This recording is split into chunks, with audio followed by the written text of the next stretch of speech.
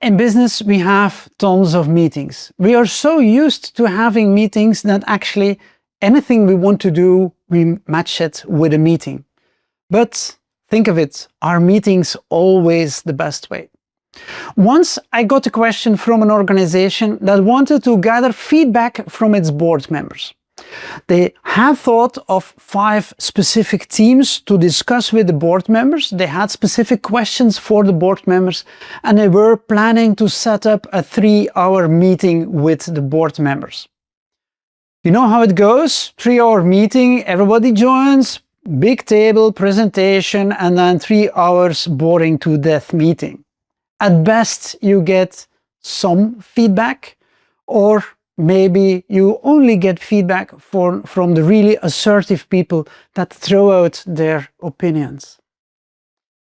I started thinking about, if we have several questions, 5 themes, if we combine it with 20 board members as they had in that organization, it would mean that each of the board members would precisely have 1.5 minutes to provide feedback on all of the 5 themes. As you can think of it, it's quite impossible to do that.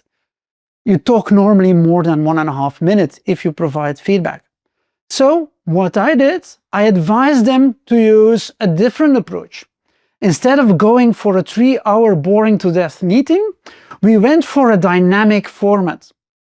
5 different groups, each of them talking about one specific theme for 6 minutes and then shift to the next theme. When we first presented it to the board members, they were kind of curious. What are they going to do? Only 6 minutes on a theme and then move around, and what do we need to do, and so on. But anyway, they gave it a try.